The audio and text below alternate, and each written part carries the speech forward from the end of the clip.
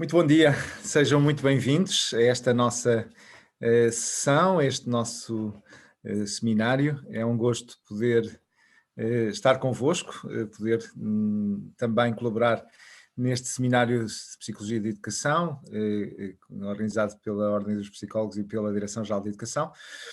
Começo por me apresentar. O meu nome é Rui Marques, faço parte do Instituto Padre António Vieira, do IPAV, e em particular tenho trabalhado com particular interesse as questões da colaboração e da complexidade, ou da complexidade e da colaboração, em torno de um modelo que nós designamos por governação integrada.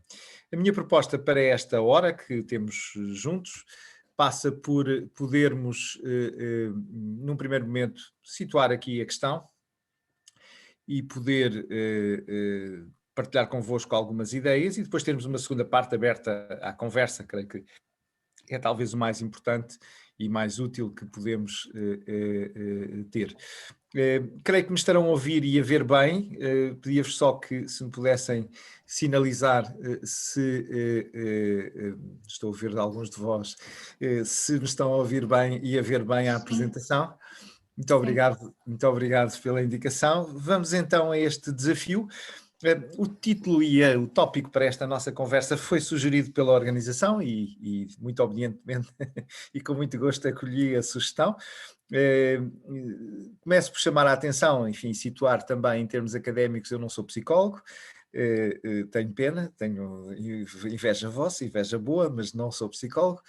A minha área de conhecimento em termos académicos é aliás, bastante, direi, exótica, porque, porque o meu trajeto académico começa na medicina, eu sou licenciado em medicina, passa pelas ciências da comunicação, onde fiz o mestrado, e termina na sociologia, onde fiz o doutoramento. Talvez chegue um dia a estudar psicologia para aprender mais e poder ter também o benefício de conhecer a vossa área de conhecimento científico com mais detalhe. Mas tenho, por natureza das minhas funções, do que tenho desenvolvido, quer com o Fórum para a Governação Integrada, quer com também a Academia de Líderes Ubuntu, tenho tido muita interação com a psicologia e, portanto, e muito interesse em aprender convosco, com colegas vossos, também com literatura da área da psicologia sobre as várias matérias que tenho trabalhado.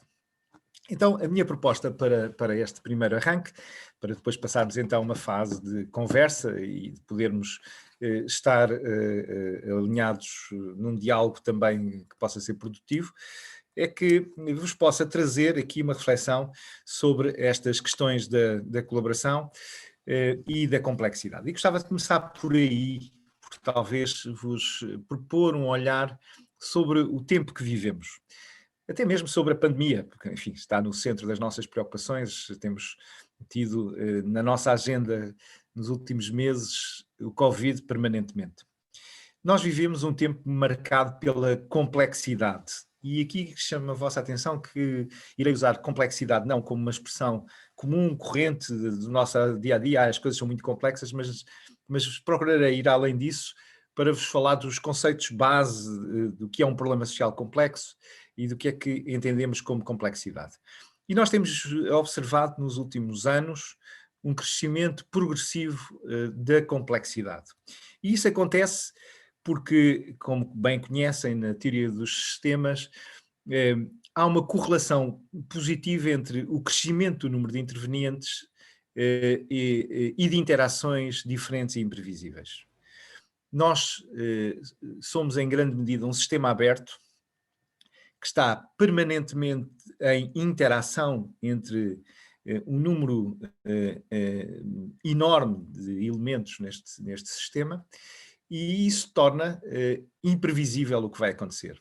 E volta à pandemia, só para vos trazer à memória que em janeiro de 2020, um relatório do World Economic Forum, que reúne sempre os maiores especialistas do mundo, num olhar prospectivo sobre o que está a acontecer e vai acontecer no mundo, em janeiro de 2020, o relatório dos principais riscos para o ano não fazia a mínima referência ao Covid-19. para os maiores especialistas em perspectiva e tendências, não tiveram em conta que poderia haver uma pandemia. Porque eram incompetentes? Não creio. Porque estavam distraídos? Também não. É essencialmente por esta natureza da complexidade do tempo em que vivemos. Este sistema aberto, com tantos intervenientes e tantas interações, faz com que a imprevisibilidade e a incerteza seja enorme. E voltamos à atualidade, porque é que o nosso país, como outros, está com tanta dificuldade em estabelecer um roteiro de saída da pandemia, em saber o que é que vamos fazer a seguir, porque, sendo honestos, nós não sabemos o que é que vai acontecer. Na verdade, por melhores que sejam as nossas previsões, nós temos consciência que não conseguimos determinar com clareza o que é que vai acontecer nos próximos meses, como é que vai evoluir a pandemia, por um conjunto de incertezas que marcam este tempo complexo. Claro que a globalização e o achatamento mundial contribuem muito para isso, neste sentido hoje sermos uma pequena aldeia conectada contribui para este aumento da complexidade, estarmos todos muito próximos. Espero que nunca mais, se aprendermos a lição, nunca mais venhamos a repetir que é um problema dos outros. Recordam-se as primeiras declarações sobre o Covid-19 era isso é um problema dos chineses, eles lá onde resolver a coisa, isso é uma questão lá com o mercado em Wuhan, não nos diz respeito a nós. Num mundo altamente conectado, globalizado, com este achatamento, obviamente diz-nos respeito a nós. E esta diluição entre fronteiras entre o nacional e o global, que traz consigo a interdependência, faz com que, obviamente, a complexidade aumente. O facto de estarmos todos ligados, conectados, aumenta imenso a complexidade. E nessa conexão, por exemplo, tem, evidentemente, grande importância a mobilidade humana. E chama a vossa atenção que não estamos a falar sobretudo de migrações. As migrações económicas ou mesmo os refugiados são uma pequeníssima parte da mobilidade humana. Por exemplo, é muito maior a mobilidade associada ao turismo ou associada às viagens de negócios. Ora, um mundo que se mexe, que tem este nível de mobilidade, que tem esta proximidade, é um mundo altamente conectado que faz com que qualquer realidade tenha um impacto à escala global muito, muito rápido. E nesse sentido, a digitalização, as telecomunicações, as redes fazem-nos com que esta conectividade seja muito evidente e por isso também qualquer coisa que acontece hoje em dia no mundo, em qualquer parte do mundo, torna-se global em segundos. Numa outra esfera, se quiserem, o nível de uma bolsa que abre em queda em Tóquio afeta imediatamente as bolsas do mundo inteiro em sequência, com impacto global de contágio enorme. E, portanto, primeira nota, gostava de vos trazer a complexidade tem vindo a aumentar e vai continuar a aumentar. E por isso nós precisamos de saber entendê-la, lidar com ela e poder transferir isso para a nossa realidade. E por isso trago-vos esta definição do que é um problema social complexo. Os ingleses cunharam esta ideia do wicked problem, que desde os anos 70 tem sido trabalhado por vários autores em várias áreas do conhecimento e também na psicologia, particularmente na psicologia social. Mas isto até nasceu num campo do planeamento urbanístico e das cidades, obviamente depois tocou logo a sociologia, mas a psicologia hoje também se debruça sobre estas dinâmicas. Um problema social complexo é um problema difícil de definir. E dou-vos um exemplo que aqui acompanhará o essencial da minha intervenção. A pobreza e a exclusão social, que para nós parece evidente à primeira vista o que é, quando começamos a olhar de uma forma detalhada, com o pormenor, para a definição do problema, encontramos enormes dificuldades. Enormes dificuldades. Porque a pobreza é difícil de definir. Não é uma simples métrica económica de um rendimento abaixo de uma determinada linha. É muito mais do que isso, como já vos irei mostrar a seguir. Mas um problema social complexo é também um problema marcado pelas interdependências e multicausalidades. Nós não conseguimos identificar a causa primeira, a causa principal. São muitas ligadas entre si e em permanente interação, o que não nos permite o sonho do pensamento linear, se quiserem, que é encontrar qual é a causa de um problema, resolver essa causa e, em sequência, resolver tudo o resto. Os problemas sociais complexos envolvem também alterações de comportamento e por isso são muito difíceis. Voltamos à pandemia e voltamos a esta decisão recente do governo, não sei se repararam, a constituição de um grupo de trabalho para estudar as dimensões e as dinâmicas comportamentais para perceber a evolução da pandemia. Envolve alterações de comportamentos, um problema social complexo. É socialmente complexo, não tem uma solução clara, não só é difícil de definir, como não tem uma solução clara. As soluções que já foram apresentadas falharam, têm déficit de crónicas na sua execução. Atravessam estes problemas fronteiras de organizações e de responsabilidades. Só pedir a um colega nosso que tem o micro ligado que eventualmente possa desligar. Obrigado. E também são soluções, as soluções para os problemas complexos, que podem gerar novos problemas. Dou-vos um exemplo concreto para visualizarmos, ainda no domínio da pobreza. Então, se a pobreza era escassez de rendimentos económicos, poderia ser uma resolução do problema eu atribuir uma prestação, um subsídio, que permitisse que uma família, por essa via, por via de um subsídio do Estado, pudesse estar acima do limiar da pobreza. E, em certa medida, foi a partir deste raciocínio que nasceu a ideia do rendimento mínimo garantido ou do rendimento social de inserção agora. Aquilo que parecia ser uma solução relativamente evidente, tornou-se num problema também. Neste sentido, hoje sabemos que o rendimento social de inserção tem um conjunto de desafios, de problemas, podemos assim dizer, associados. E por isso esta perspectiva que também, por exemplo, na habitação, com o fim dos bairros de barracas e com os programas de habitação social, de bairros sociais, parecia ser uma solução e, evidentemente, era preciso encontrar uma habitação digna para aquelas pessoas que viviam em condições miseráveis, de grande pobreza em habitação, que nem desse nome é digna, mas a solução bairros sociais gerou um conjunto de outros problemas, de outros desafios que temos presentes. Então, estamos perante problemas que são complexos e quando vos falo de pobreza, vejam este gráfico, este esquema que aqui vos apresento. Reparem que a pobreza é multidimensional e todos temos consciência disso, não é? Relaciona-se não só com os territórios onde vivem as pessoas mais pobres, que são territórios normalmente isolados, de risco, com poucos serviços, estigmatizados, com dimensões do seu corpo, com um conjunto de impactos decorrentes da experiência da pobreza, a má alimentação, a exaustão, a fraca aparência, com desafios nas relações de género, nas relações sociais, muitas vezes associadas à discriminação e isolamento, com a segurança, a falta de proteção e de paz de espírito que os pobres têm. Quem vive a pobreza, um dos grandes desafios que enfrenta é esta permanente insegurança, porque, por exemplo, não tem poupanças ou não tem redes familiares suficientemente fortes em termos financeiros que suportem uma dificuldade de ficar sem emprego amanhã.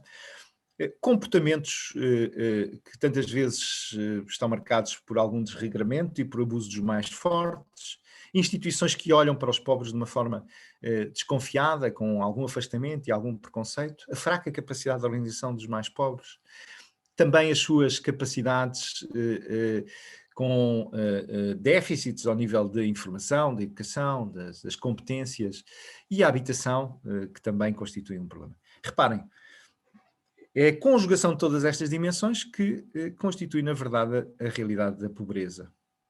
Mas o complicado são estas setas todas que aqui estão.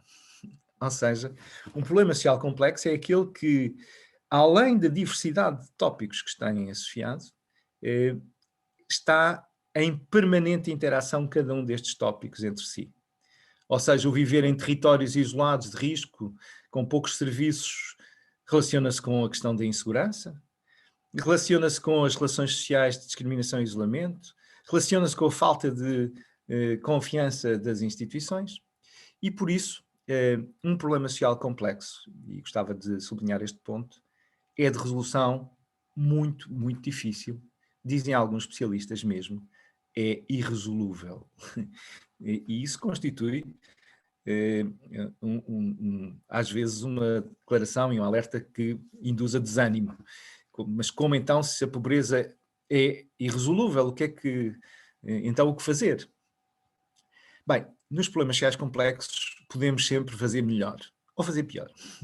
Podemos desenvolver políticas públicas, intervenção de vários atores, de várias áreas profissionais para minimizar o problema, ou se nada for feito, ou se forem tomadas opções erradas, fazer com que, por essa inação, o problema se agrave. Mas estamos sempre a falar de problemas de resolução muito, muito difícil e que, sobretudo, nunca estão isentos de, após um progresso, uma melhoria, de voltar atrás. Vejam, de novo, a situação concreta do nosso país. Depois de 4, 5 anos, nos últimos 4, 5 anos, em que conseguimos sair relativamente da crise dos anos anteriores e crescer em termos de PIB, reduzir as taxas de desemprego, as taxas de pobreza, agora estamos outra vez num ciclo negativo, num ciclo com grandes impactos negativos, por exemplo, no que diz respeito à pobreza. Então, aproximando-me um pouco mais do foco e do desafio aqui colocado, quanto a estas nossas perspectivas, trago-vos esta imagem como provocação. Para este tempo, esta perspectiva da complexidade, a nossa resposta continua a ser assim, em silos. Ou seja, respondemos por quintas, por áreas de especialidade, por organizações, naquilo que é a resposta típica da burocracia. Este modelo é uma imagem, uma metáfora da burocracia, do modelo burocrático das organizações, onde cada um está no seu canto e cada um responde na sua área específica de ação. E por isso a educação responde para um lado, a saúde para outro, a economia para outro, a habitação para outro, e cada um está no seu silo. Ora, o grande desafio é poder ir além disto. E nesse sentido, trazer-vos esta ideia. A complexidade tem como única resposta possível a colaboração. Os problemas complexos exigem governação integrada. E isto tem uma grande proximidade à vossa experiência, ao vosso conhecimento científico, creio eu, e ao vosso ponto de partida. Já conversaremos sobre isso, temos já aqui várias pessoas a pedir a palavra, que vai ser ótimo para podermos conversar. Eu vou concluir só aqui, dentro de uns breves minutos, esta primeira apresentação, já passaremos à nossa conversa. Esta ideia de que a colaboração é vital, difícil e suscetível de se aprender. É vital por tudo isto, porque sem ela nós não conseguimos enfrentar a complexidade. É difícil e portanto, gostava que tivéssemos sobre esta questão um olhar muito objetivo e muito, muito realista. Ou seja, é difícil colaborar. Existem vários obstáculos individuais e organizacionais, mas podemos aprender e podemos desenvolver competências colaborativas. Creio que esse, aliás, será um grande desafio do século XXI, podermos desenvolver, exatamente para enfrentar a complexidade, competências colaborativas nos nossos profissionais, nas nossas organizações, nas nossas redes interinstitucionais. Para que seja possível concretizar aquilo que é esta abordagem de definição de colaboração. Ou seja, a colaboração é um processo, não é um episódio, não é um momento, é um processo pelo qual partes interessadas, e portanto presumimos aqui que estamos perante um conjunto de atores com interesses comuns, com um envolvimento com um determinado tema, e reparem que até podem ver o problema de perspectivas diferentes, partem das suas diferenças e procuram, reparem, soluções construtivas e mutuamente benéficas que de outra forma não poderiam ser encontradas. Estas são palavras-chave na colaboração, ou seja, ser capaz de partir das diferenças para procurar soluções construtivas e mutuamente benéficas que de outra forma não poderiam ser encontradas. E daqui surgirem impactos positivos resultantes desta análise mais abrangente dos temas e das oportunidades. Para isto, nós precisamos e temos desenvolvido muito esta perspectiva de uma matriz de governação integrada. O que é que nós precisamos? Precisamos de apostar em fatores críticos de sucesso para desenvolver modelos colaborativos, o estilo de liderança, uma liderança colaborativa, o investimento na participação das partes interessadas, de modo a que seja uma participação efetiva, eficaz, eficiente e afetiva, uma comunicação que funcione efetivamente, que tenha esta ligação entre as partes, que permita tornar comum, é isso que quer dizer comunicação, e finalmente uma avaliação, uma monitorização que nos permita perceber se estamos no caminho certo. E tudo isto, reparem, e este é um tema que seguramente vos é muito caro, depende, é um sistema interativo, dinâmico, mas que depende de confiança. A confiança, que na sociologia é estudada em particular no que se refere aqui a este domínio, na teoria de capital social, a ideia das relações de confiança que se estabelecem numa comunidade, que permitem o bom funcionamento dessa comunidade. A confiança é o oxigênio de todo este sistema. Nós, para podermos ter colaboração, precisamos de reforçar a confiança entre as partes, precisamos de reforçar a confiança entre a relação, entre a rede colaborativa e a comunidade. E, portanto, este constitui o grande desafio. E qual pode ser, evidentemente, aqui o contributo da psicologia? É grande e seguramente muito importante. Primeiro porque as psicólogas e os psicólogos estão em diferentes instituições, em interfaces de gestão de problemas complexos. Não tenho nenhuma dúvida que a vossa área profissional é uma das que se depara sucessivamente com questões marcadas pela complexidade. Não só a pobreza e a exclusão, que aqui vos referi, mas porque estamos na área da psicologia e da educação, as questões associadas ao insucesso e ao abandono escolar, por exemplo, as questões associadas à violência, maus tratos, toda a área de risco e perigo de crianças e jovens. É uma das áreas onde estudámos profundamente no Fórum para a Governação Integrada, para perceber como agir neste contexto. Ou, se quiserem, numa outra área completamente diferente, para percebermos que isto toca outras áreas, mas que também aí a psicologia pode ter um papel, pelo menos algumas áreas da psicologia, as questões associadas, por exemplo, à segurança. Hoje é evidente que o terrorismo internacional precisa de uma abordagem neste domínio, porque é um problema complexo que só com lógicas colaborativas e com esta perspectiva interdisciplinar, transversal, que várias áreas do conhecimento podem ser chamadas, várias organizações, podemos perceber efetivamente o que é que se passa com a natureza deste problema e agir de uma forma mais eficaz. Ou numa outra área que vai tocar os comportamentos, e por isso também a psicologia, e a psicologia social em particular, como as alterações climáticas. Nós, para agirmos sobre as alterações climáticas, só de uma forma integrada e com esta perspectiva que vos trago.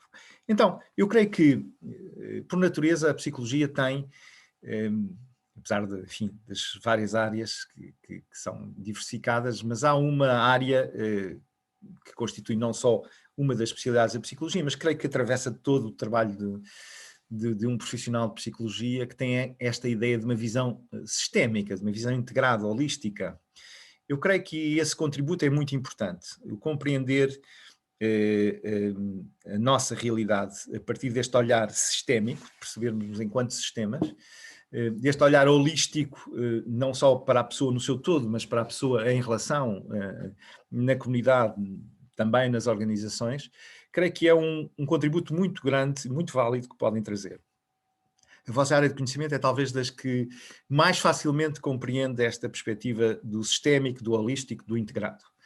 Há outras áreas que ainda estão longe, ou estão mais longe desta perspectiva, e creio que a vossa área pode dar aqui um contributo muito importante.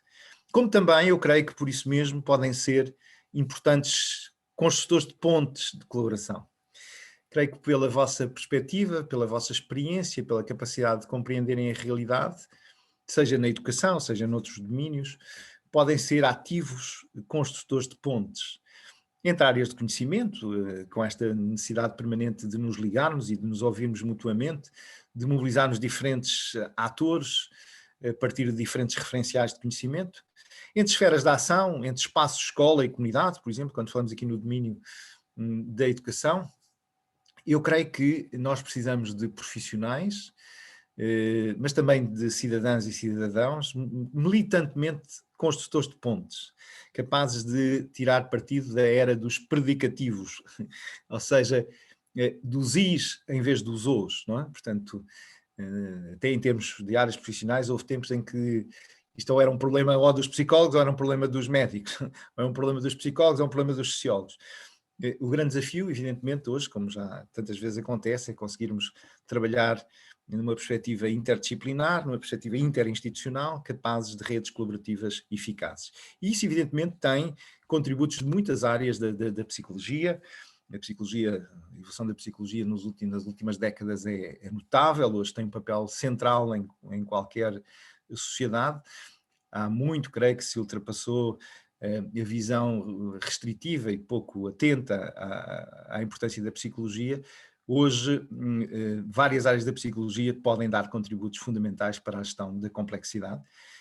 Evidentemente, esta que hoje aqui nos centra, a psicologia da educação, é muito claro, é muito evidente, a intervenção da psicologia em vários dos temas, problemas complexos associados à educação, mas em todas as outras. E por isso, termino esta minha breve intervenção para ficar à vossa disposição, para conversarmos, para perguntas e para a ideia de termos agora aqui até há um tempo de conversa e de diálogo. Vou pedir-vos, de forma talvez mais prática, se concordarem, já aqui alguns colegas foram colocando aqui questões que aqui estão no bate-papo, mas também, para quem quiser usar a palavra, tem uma ferramenta, levantar a mão, já conhecem, com certeza o Zoom hoje está muito vulgarizado. Se quiserem fazer levantar a mão, eu passarei com todo o gosto a palavra para vos podermos ouvir. Mas de qualquer maneira, avançando aqui já com questões, o Fábio Martins Souza colocava-nos aqui a questão, quando nos referimos a organizações de pobres, este documento que eu vos mostrei, esta síntese, resulta de um documento do Banco Mundial, e refere-se aqui à ideia da capacidade de organização institucional, ou seja, capacidade associativa, por exemplo, de que os pobres possam fazer valer os seus direitos e a sua perspectiva de uma forma organizada e tendo voz na comunidade. Refere-se, portanto, mais à dimensão grupal, da organização grupal, institucionalizada, com voz na comunidade. Também, evidentemente, a voz individual é aqui relevante, mas aqui refere-se especificamente a esta perspectiva da organização institucionalizada, que seja capaz de fazer valer a voz, os interesses, a perspectiva dos mais pobres, por exemplo, num determinado contexto. E são conhecidas as dificuldades, mais do que óbvias, em que estas associações, nomeadamente da sociedade civil, que possam agrupar pessoas, por exemplo, de um bairro, as associações de moradores são muito importantes, mas têm perdido espaço e capacidade de intervenção por um conjunto de razões muito compreensíveis, como a vida dos mais pobres é particularmente dura, exigente, muitas vezes com um subesforço em termos de trabalho, em termos de horas de trabalho, em termos de ocupação, que não lhes liberta tempo e energia para o exercício de um compromisso cívico, por exemplo, de um envolvimento em organizações da comunidade. E, portanto, em relação a esta questão, aqui esta perspectiva que o Fábio Martins Souza nos coloca, reparem, não é nem por sombras a única dimensão, mas o facto de não terem voz organizada, com impacto institucional, com capacidade, vamos pôr assim, a expressão que por vezes é mal interpretada, mas aqui no sentido positivo de lobby, de defender os seus interesses, limita o impacto, por exemplo, nas políticas públicas. Neste sentido, eu estou agora muito envolvido na Comissão Coordenadora da Estratégia Nacional contra a Pobreza e ouvir a voz dos mais pobres é fundamental. Deparamos, no entanto, com a dificuldade de encontrar vozes institucionais que possam agregar representação e fazer ouvir. Claro, há sempre a solução de ouvir pessoas individualmente consideradas. Ainda não tenho aqui pedidos de perguntas ou de comentários, sintam-se à vontade para uma coisa ou outra. Gostava que pudéssemos ter aqui um tempo de diálogo e de abrir aqui a possibilidade à participação, nomeadamente também ter a vossa leitura sobre estes desafios, a partir do vosso olhar, da vossa realidade, da psicologia, como é que vem a vossa intervenção no domínio da complexidade e da colaboração, como é que se revêem na descrição que eu vos propus, o que é que podem aqui acrescentar. Sintam-se à vontade para pedir a palavra ou via levantar a mão, ou se quiserem escrever aqui no chat, se for mais fácil, para pedirem a palavra e usarem a palavra. Abrir a oportunidade de participação, creio que é importante. Vera Mendes, bom dia, seja muito bem-vinda. Vamos até si ouvi-la com toda a atenção. Olá, bom dia a todos. Antes de mais, agradecer enormemente as palavras e as noções aqui trazidas por si. Dizer que sim, que me revejo imensamente nesta visão sistémica e holística de intervenção num contexto escolar. Guia-me já há alguns anos esta intervenção e a ideia de sermos pontes, canais de comunicação e de colaboração é algo que faz-me todo o sentido, mas, como também salientou, se depara com alguns obstáculos. Por exemplo, às vezes, Já venho trazer a da Mana. é exatamente a ideia de que as camadas dirigentes, não é, de uma instituição escolar, por vezes estão afogados, estão atolhados em processos muito burocráticos, faz-me lembrar exatamente os silos que aqui mostrou, e aos quais a resposta que me dão é não podemos deixar de os fazer ainda, portanto ainda não há um largar, um libertar desta parte que nos espartilha, mas também sinto muita dificuldade e muita resistência em abrir estes canais que tão bem salientou aqui de uma intervenção e de uma visão sistémica no concreto, não é? Na instituição escola. A pergunta é se tem alguma sugestão ou alguma dica para que possamos interagir ainda mais evidentemente nesta área. Obrigada. Muito obrigado pelas suas palavras e obrigado por este contributo. Realmente os obstáculos são muitos. Reparem que eu dizia-vos que a colaboração é vital, porém é difícil, e os obstáculos são muitos.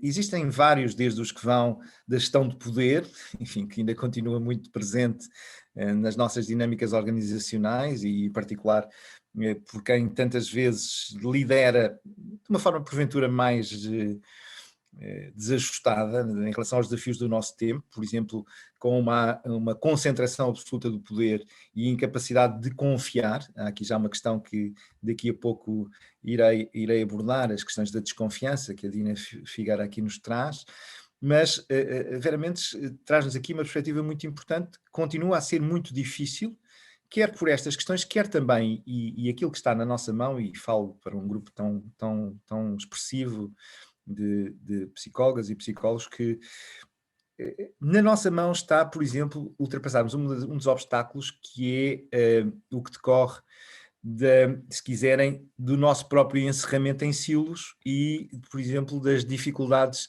de comunicação a partir de códigos diferentes. Neste sentido, quando juntamos diferentes protagonistas, é necessário um exercício de empatia e descentramento do seu código para entender os outros com quem se está a relacionar. Uma rede colaborativa numa escola, por exemplo, para abordar as questões, vamos pegar, por exemplo, no problema do abandono e do insucesso, não é? Os psicólogos têm um contributo fundamental, como também, porventura, é necessário ouvir o contributo dos professores, ou o contributo dos pais, ou o contributo dos assistentes sociais, ou o contributo dos agentes de segurança pública, se quiserem. E tantas vezes há um obstáculo à colaboração porque cada um se encerra no seu código, no seu ponto de vista, no seu olhar, na sua forma de descrever o problema e tem uma grande dificuldade em perceber o ponto de vista do outro. Por isso, o exercício empático é fundamental para construir relações de colaboração. E eu sugiro-vos, por exemplo, que tendo o vosso nível de formação e de capacitação e compreensão, por exemplo, do que são as dinâmicas de escuta ativa, de escuta empática, possam ser promotores dessa perspectiva. Porque é que, por exemplo, quando temos uma rede que até se construiu de colaboração para enfrentar estas questões, porque é que as pessoas estão a ver a partir de um ponto de vista diferente do vosso? Ou porque é que o vosso e do assistente social diferem? E, sobretudo, como é que podem aproximar-se? Como é que podem estabelecer aqui, recordam-se que eu vos descrevia como construtores de pontos de colaboração, não é? Como é que conseguem aqui fazer esta interação? Há um tema central em tudo isto, que é a confiança. Neste sentido, os processos colaborativos exigem confiança. Confiança entre as partes, exigem capacidade de sermos também promotores de confiança. E chamo a vossa atenção porque isso é um dos principais déficits no nosso tempo. Não está tantas vezes claro que o maior dano que nós estamos a sofrer hoje em dia, aquilo que nos vai destruindo, que tem um fenómeno de erosão contínua, é a erosão da confiança. E o crescimento de níveis de desconfiança. Voltando aqui à Dina Figueira, quando se olha, por exemplo, em relação aos mais pobres, o olhar de desconfiança, o olhar de preconceito, o olhar de sobranceria, tantas vezes, impede uma construção. E por isso chamo a vossa atenção, para fechar este tema, que os processos colaborativos geram capital social. E isto é o que faz a diferença entre os países mais desenvolvidos e os países mais pobres. Há hoje estudos muito claros, quer da economia, quer da sociologia, que os países são mais ricos, têm maiores níveis de desenvolvimento, vão mais longe, não por causa dos recursos naturais que têm, não por causa de terem sido bafejados pela sorte de terem um território riquíssimo. Os países mais ricos, mais desenvolvidos, são aqueles que têm capitais de confiança entre as pessoas e as instituições, entre as instituições que têm um capital social mais elevado. E por isso o vosso papel, o nosso papel, de todos nós, poderá ser também construir ambientes de confiança para, a partir daí, alcançar melhores resultados na gestão de problemas complexos. Eu vou aqui, portanto, em relação à Dina Figueiredo, que nos colocava aqui uma questão, já temos mais 2 perguntas, que já lá vamos. Aqui esta questão da desconfiança é um tema fundamental e, de novo, também aqui a empatia é um elemento central.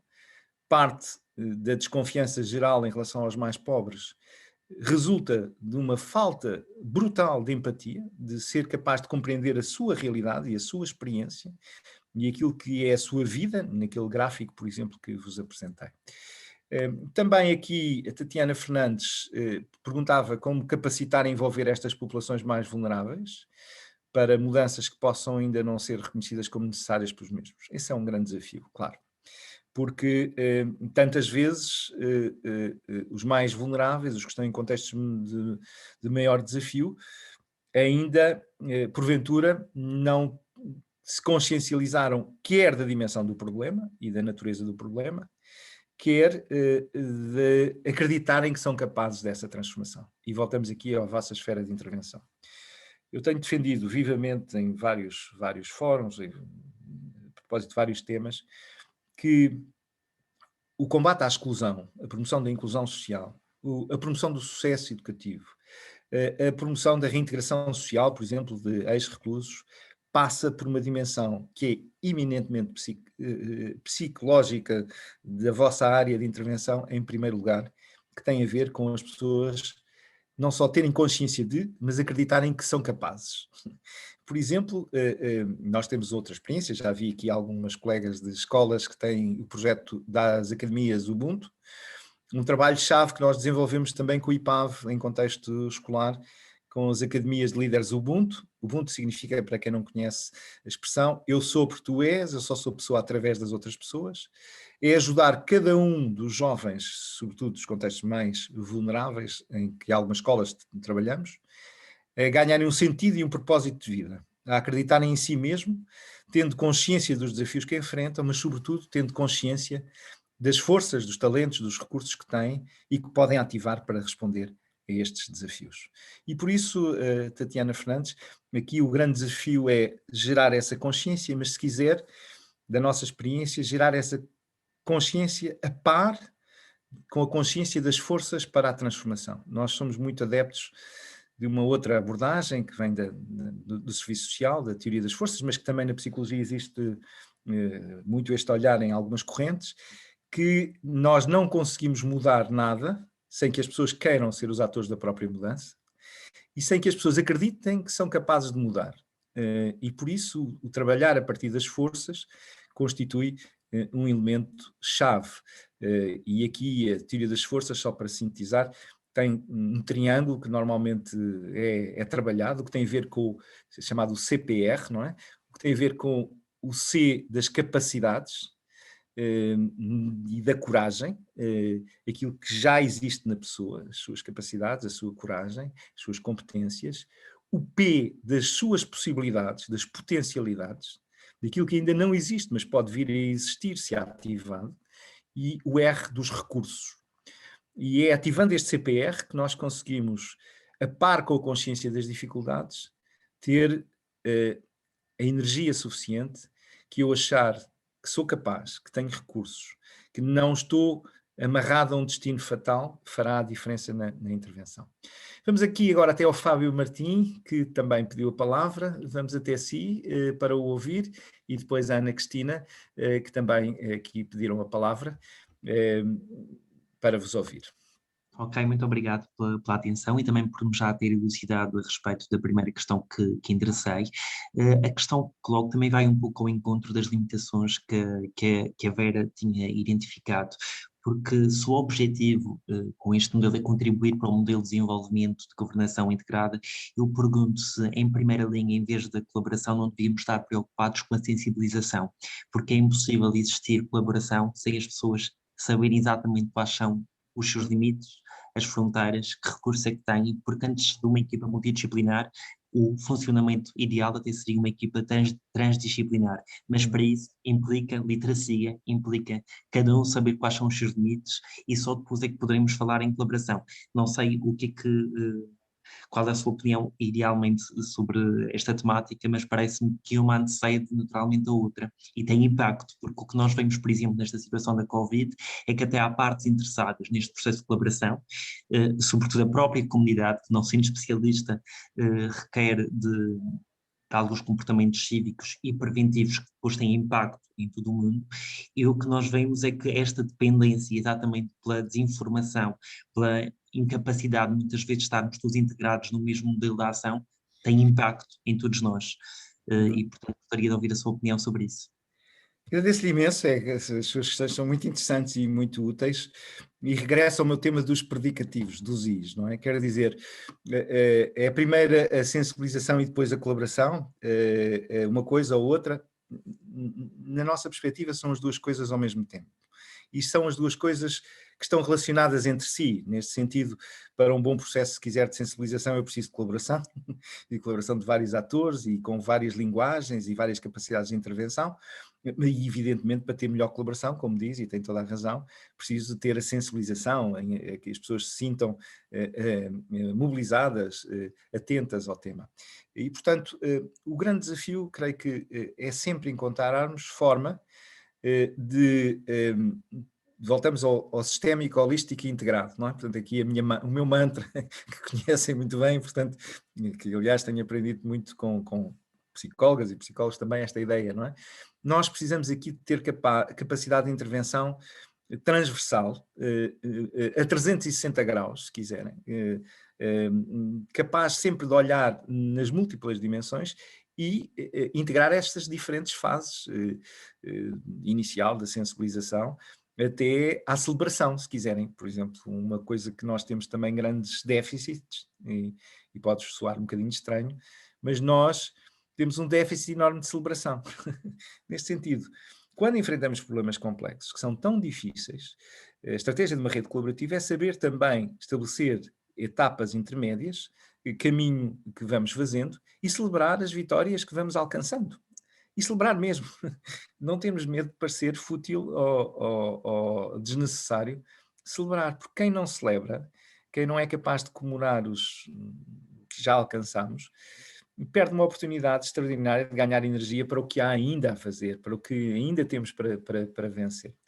E por isso, Fábio, concordo muito consigo. Talvez lhe proponha esta perspectiva de uma visão integrada de todas estas etapas, desde a sensibilização à comemoração para de novo recomeçar o ciclo, em ciclos que nunca acabam, que são, como vos dizia, potencialmente de uma espiral positiva, que vamos melhorando, mas que nunca acabam os desafios neste domínio. E agora vamos até a Ana Cristina, que também tinha pedido aqui a palavra para ouvir. Vamos ouvi-la, Ana Cristina Santos, com todo o gosto. Olá, muito bom dia a todos. Muito obrigada pela sua intervenção e agradeço a atenção para me ouvir. E eu tinha um comentário, uma sugestão e uma dúvida ao mesmo tempo, e que tem a ver com o seguinte. Eu desenvolvo intervenção num agrupamento de escolas. E este trabalho colaborativo, porque nós trabalhamos com entidades de primeira linha, com entidades de segunda linha, e este trabalho colaborativo vai sendo desenvolvido e, no caso do meu agrupamento, foi desenvolvido a partir, digamos, de uma iniciativa privada e individual. Ou seja, eu que sou a cara junto de algumas famílias e que trabalho para esta comunidade escolar em específico, criei redes colaborativas, por exemplo, com as equipas de apoio à família da Santa Casa da Misericórdia de Lisboa, com a CPCJ de Lisboa Oriental. E a sensação que eu tenho é que, não estando cá eu, essas redes colaborativas nem sempre existem. Ou seja, eu tive, por acaso, em termos organizacionais, a liberdade, por parte da direção do meu agrupamento, para construir estas redes. Mas parece-me que depende muito de uma iniciativa privada e individual da minha parte. Como todos não intervimos com preocupações diferentes, e eu, no meu caso, é para servir esta comunidade escolar, será que seria possível prever mecanismos de ligação e de ligação colaborativa com rotinas a outro nível? Ou seja, partindo da sua apresentação em que está envolvida em uma Comissão Nacional de Luta contra a Pobreza, será que seria possível criar mecanismos de colaboração previsíveis entre entidades de primeira linha e entre entidades de primeira e segunda linha? Para eu não ter esta sensação de que se desaparecer, tudo isto desaparece. Obrigado, Ana Cristina Santos, excelente questão, excelente questão. E este é, tantas vezes, um dilema que se coloca, porque os processos colaborativos precisam sempre, que nos anglo-saxónicos descrevem como os weavers, não é? Em português não é fácil a palavra, os tecelões ou os serezidores precisam de pessoas que têm esta capacidade enorme que eu descrevo da forma mais, que eu gosto mais, de construir pontos, não é? E neste sentido, não há processos colaborativos sem construtores de pontos, sem pessoas como no seu caso, como provavelmente muitas das nossas colegas que aqui estão, muitos colegas que aqui não estão, que têm este compromisso para tecer uma rede colaborativa, para juntar organizações, competências, recursos, em torno da resolução de um dado problema. E isso é indispensável. Não se conhecem redes colaborativas sem weavers, não é? Sem esta figura.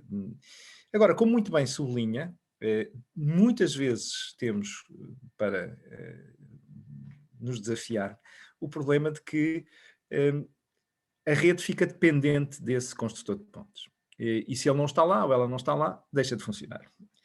Isso quer dizer que ainda não atingiu essa rede a maturidade suficiente, porque o que deve acontecer é que progressivamente, depois do impulso inicial de uma líder que é capaz de construir estas pontes, se multiplica a liderança e mais protagonistas possam ser construtores de pontes.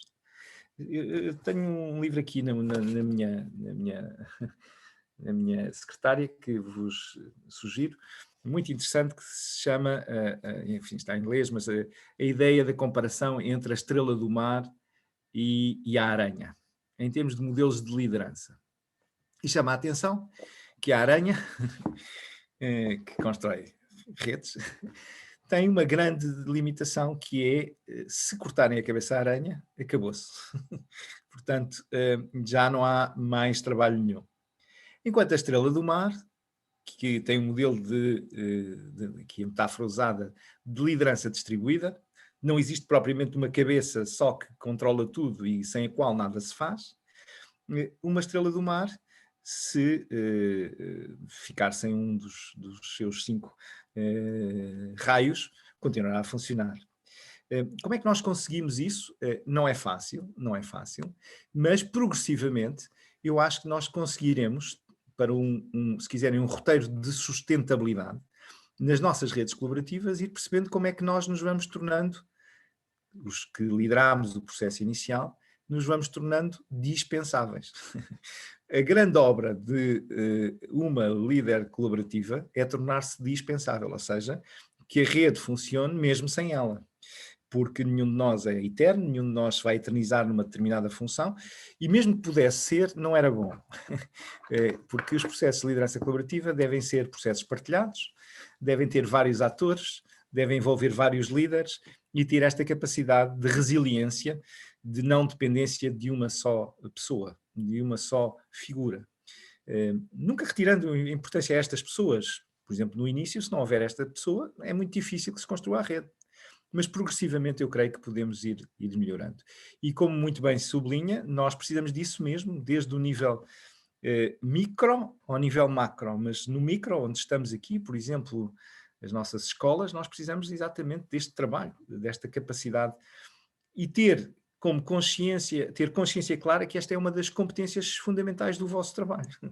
Não só naquilo que diz respeito ao específico da pessoa a quem servem, a criança ou jovem, que por alguma razão e uma questão que se coloca entra no vosso raio de ação, mas depois esta vossa capacidade de construírem redes colaborativas para dar resposta a esses temas.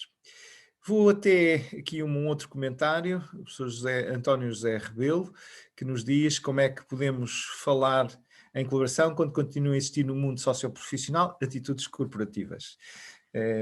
Hoje o psicólogo poderá ser entendido como trabalhador profissional de intervenção social, mas esse foi um trabalho muito difícil de ser assumido, porque teve que lidar com corporativismos resistentes, os quais vieram de vários lados, ou mesmo essencialmente da sociologia, da economia, das ciências sociais. Como é que podemos compreender ou explicar esta situação? Não esquecer que o psicólogo foi e é um autêntico pedreiro. Obrigado por este seu comentário. É verdade, um dos bloqueios aos processos colaborativos é eu defender a minha quinta. Eu bem sei que os psicólogos nunca vão fazer isso, nunca cometerão esse erro de olhar de uma forma, bem, este é o nosso campo de ação e aqui ninguém entra, e nesta área somos nós. Esta é uma tentação humana que todos nós temos e que quando criamos uma determinada identidade, quando criamos um perfil específico, temos tendência a criar um eles e nós. A criar, nós somos os especialistas desta área, somos nós que sabemos, portanto aqui ninguém entra. E isso é evidente, como muito bem sublinha, foi um desafio que uma área emergente como a psicologia, há décadas atrás, agora já não é assim, teve que afirmar o seu espaço, como se quiserem o serviço social a mesma coisa. Aliás, o serviço social vai mais atrás no sentido da sua cronologia de afirmação enquanto campo específico de ação do que a psicologia. O desafio está em conseguir fazer conviver, e para dar uma resposta positiva a este tópico que aqui nos traz tão interessante, fazer conviver a unidade na diversidade. É sempre esse o desafio. Como é que nós conseguimos, respeitando o contributo específico de cada área de conhecimento, cada perspectiva, cada olhar, como é que nós conseguimos depois a unidade, a coesão entre essas diferentes áreas? E para haver coesão não é de maneira nenhuma obrigatório haver desrespeito pelas áreas específicas do conhecimento de cada um, mas para haver colaboração é fundamental que cada área se abra ao diálogo com as outras áreas. Não se feche na sua torre de marfim, não se feche numa lógica defensiva de se proteger, porque se assim o fizer é difícil haver colaboração, porque cada um fará igual e portanto voltamos ali à imagem dos silos, não é? Onde cada um está no seu silo, e a colaboração é muito difícil. E por isso agradeço muito que tenha alertado para este ponto. Ainda bem que a psicologia fez um caminho tão reconhecido e tão evidente hoje, não sei se, talvez não sei se, como estão dentro de casa, não sei se têm essa consciência que a área da psicologia ganham um espaço social de relevância, de atenção, de respeito, progressivo ao longo dos últimos anos. Hoje, atrevo-me a dizer que é das áreas do conhecimento que desperta mais atenção. Claro, para isso contribuiu muito também toda a afirmação pública das vossas diferentes áreas específicas, mas, por exemplo, das neurociências e toda a atenção em relação às descobertas fantásticas que têm sido feitas sobre o funcionamento do nosso sistema nervoso central, da vossa intervenção em múltiplas áreas que vão desde a mediação às questões associadas às organizações, às questões da psicologia comunitária, enfim, os psicólogos hoje estão em todo o lado, e mais algum. Mas deixo-vos este apelo em final de conversa, estamos a chegar ao final da hora e não vos quero estragar a hora do almoço, deixar-vos este apelo para que agora que são uma força tão relevante, incontornável, a quem já é reconhecido felizmente o seu papel específico, que sejam estes construtores de pontes de colaboração, que sejam estes arautos de ligar, de aumentar o nosso capital social, de entender os processos que estão inerentes às pessoas e às suas relações. E termino esta ideia em torno do Ubuntu, que aqui nos tem mobilizado, e já vi que várias de vós já estão a desenvolver as academias Ubuntu nas vossas escolas. A ideia-chave que nós, perante tantos desafios do nosso tempo, ou colaboramos ou não vamos sobreviver. E seria uma enorme estupidez. Porquê? Porque a nossa espécie conseguiu diferenciar-se, vencer os obstáculos e as adversidades do contexto. Porquê? Porque soube colaborar melhor que as restantes. Não era porque éramos os mais fortes, não era porque éramos os maiores, não é nada disso. Éramos simplesmente os que soubemos colaborar melhor. Os que soubemos cooperar entre nós para caçar juntos, para nos defendermos juntos, para dividirmos trabalho, para inventarmos a agricultura, para controlarmos o fogo, para termos cidades, para conseguirmos chegar onde chegamos. E por isso termino com uma nota de esperança, muito Ubuntu, e muito provocatória para alguns, mas creio que para os que aqui estamos, óbvia. Tu não és humano porque pensas, o padrão cartesiano, se quisermos, do penso logo existe já não nos explica. Também o sinto logo existo, do Damasio e de todos os que têm trabalhado a inteligência emocional, ajuda-nos e acrescenta em relação ao penso logo existo, mas na verdade o que o Ubuntu nos traz é uma outra afirmação que soma, sempre a somar, sempre predicativo, sempre e, não é? Soma-se ao penso, ao sinto, relaciono-me logo existo. Eu sou, em grande medida, fruto das minhas relações que me vão construindo como pessoa e por isso desejo um ótimo resto de seminário, uma ótima semana e obrigado por terem tido a paciência de me ouvir ao longo destes minutos. Até breve. Deixei o meu e-mail aqui no bate-papo para alguma coisa que vos possa ser útil, mas é fácil, é rmarques, sem pontos, rmarques@ipav.pt e estarei sempre à vossa disposição. E obrigado pela vossa atenção e obrigado pelo convite para estar convosco.